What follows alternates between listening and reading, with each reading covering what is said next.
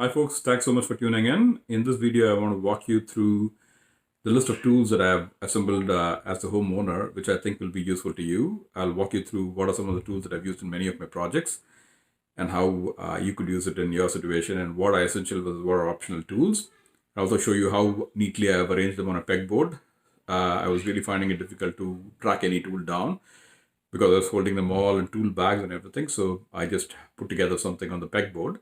The pegboard was already there, left by the old owner. So I just bought a assortment hook set from Lowe's. I'll point to the link at the bottom of the description. You will see how neatly and nicely it's organized. So it really has become a lifesaver. So I really appreciate if you could watch this video, like and subscribe to my channel. Thank you so much for tuning in. Hey folks, so I want to take you through the list of tools that I have and how I've organized them on the pegboard.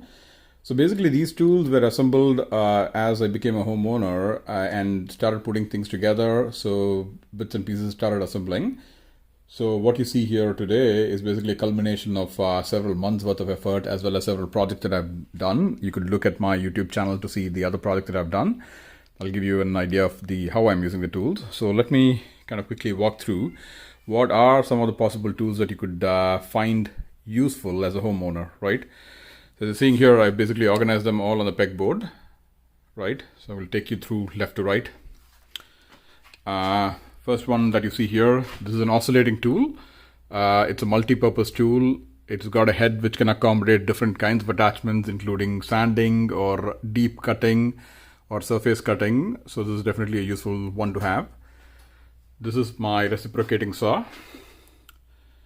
Again, it's from Ryobi. All of my tools are basically mostly from Ryobi, right? So all the battery operated ones.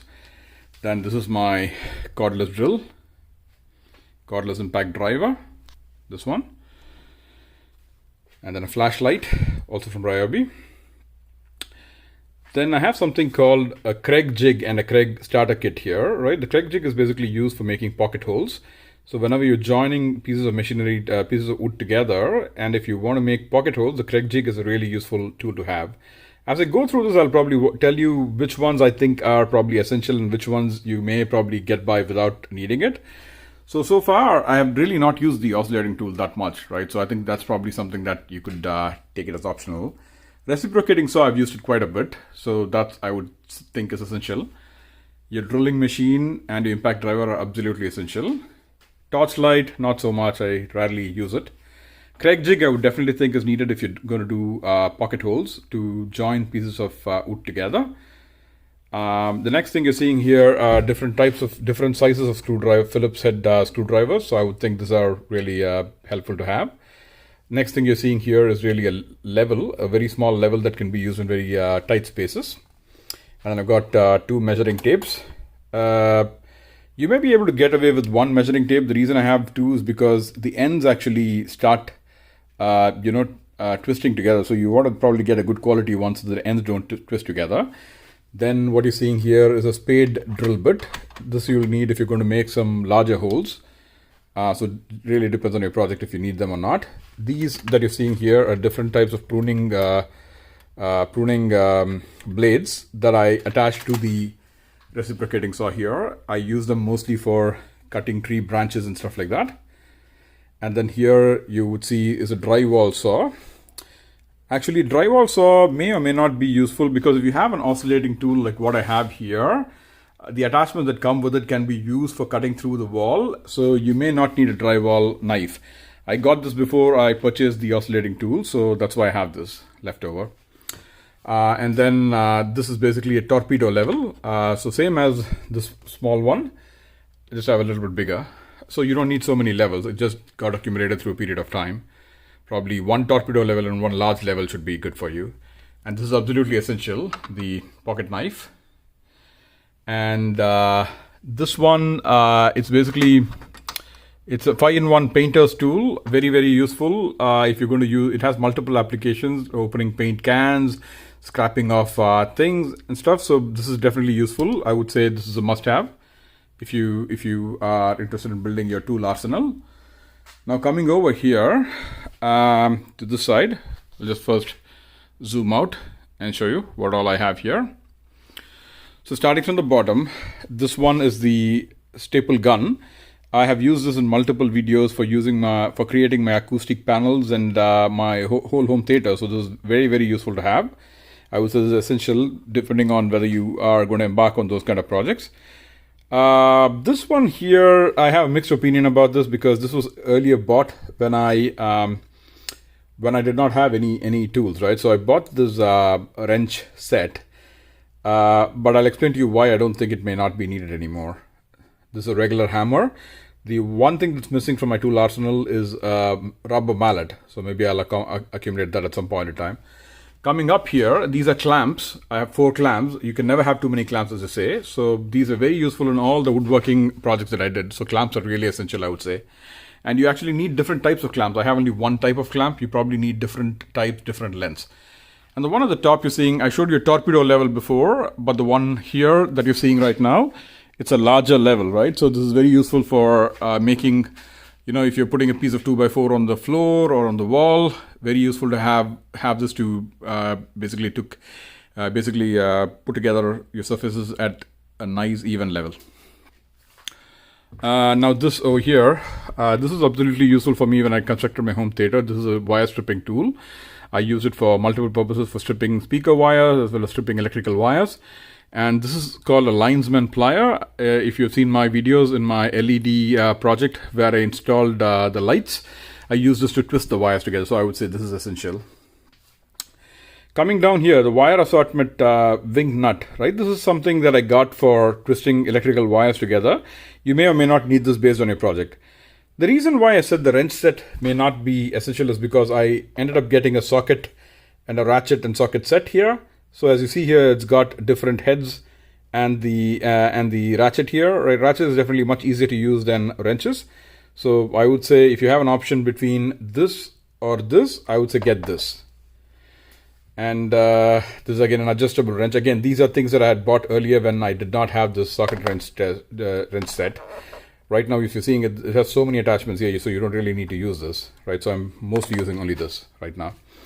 This is again another spade drill bit for cutting a larger hole in the wall or any pieces of wood. Then coming through here, I've got 4 baskets worth of all miscellaneous stuff. So it's all like leftover screws, chalk line, some additional drywall screws. And these 2 baskets are basically some, fittings. Let's see what it is actually. See if you see here, some extra nuts and bolts are there here, right? Yep. And then coming through here, got another kind of a plier here. You obviously don't need this, so this is optional, completely optional. Just a box of staple pins for the staple gun, and then my glasses for mowing the lawn or anything else. This is very useful. I found this magnetic plate very useful because whenever you are working on a project and you're disassembling screws and stuff like that, you put them all together and this plate actually holds them together because it's magnetic. So I would say this is essential. And then coming down over here, this is for my lawn mowing activities, right? When I do the edging and the Ryobi string trimmer that I have, this is basically to wind up the spool wire, and this is basically the spool wire. So you may or may not need it depending on whether you have a lawn. I just needed it. This is an extremely important piece of tool, right? So this is basically your, the saw that I use for all of my projects that you've seen. I've used this for my theater construction as well as for my swing set construction. So this I would say is absolutely essential. And then coming down here, I showed you a chalk line, the chalk powder. So basically the chalk line and chalk powder, I think it's optional based on whether you need to string a level line and do something like that.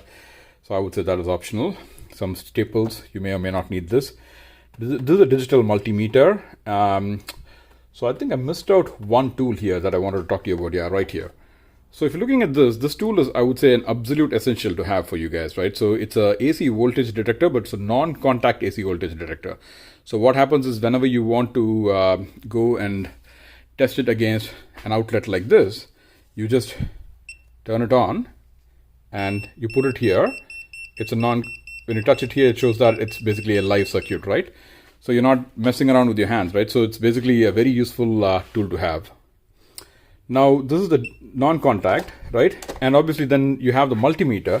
I use the multimeter mostly for testing the strength of a battery to know if I need to throw it away or to keep it, right? So very useful tool to have. I would say it's essential if you can buy it. Now these two are absolutely essential in my mind because this, as you see here, it contains different kinds of heads, right? So when you are using different kinds of screws and working on projects, you need different lengths to be put into your drilling machine to tighten the screws and stuff. So this is definitely needed. It's got different types of heads. This is again Ryobi. So I would say this is absolutely essential if you're going to work on any DIY projects. I would also recommend getting a drilling bit set like this. So this is also very useful. Different size of drill bits that you can use for all of your projects. Now coming over here, what you're seeing here is an assortment of all batteries. So the whole Ryobi set that you're seeing here, all of these are working out of this 18-volt battery, right? The 18-volt battery is what you use for all of these tools, right? It's all interchangeable, so you can get that together. Now these batteries are, if you're looking at this, extremely heavy, right? This is basically a 40-volt lithium-ion battery. I'm using these for basically my string trimmer. The string trimmer actually needs a larger battery, so I use this for that. And then I also use it for my leaf blowing, right? For that also I use that. So that's absolutely essential in my case. You may or may not need it depending on whether you have a lawn or not. If you just are a homeowner, you just want to do projects, no lawn and everything else, these set of standard tools along with that saw that I showed you are going to be good enough for you, right? The one other piece of tool that I think I missed talking to you about is this one, right? This is absolutely essential to have, right? Because the speed square, as you're seeing here, is very useful in marking out angles and marking out straight 90-degree cuts, right? So absolutely essential is what I would say for this particular tool. Bring it back. Now this is something I have. You may or may not need this for your lawn mowing and stuff, right? Because the volume level for the lawnmower is so high, I use this for my ear protection. It is very solid. It kind of offers a high decibel protection, so you're not damaging your ear. So that's the whole arsenal of tools that I currently have that I wanted to walk you through in terms of how I use it and how they're organized. Hi folks, thanks so much for tuning in and watching the video. I hope it was useful in helping you get a flavor of what are some of the tools that you may find useful to build up as a homeowner, and also how organizing it really helps in finding it quickly when you need it instead of spending hours together searching for them. So really appreciate you guys tuning in and watching the channel. Stay tuned. I would really appreciate if you can also like the video and subscribe to my channel. Thank you for watching.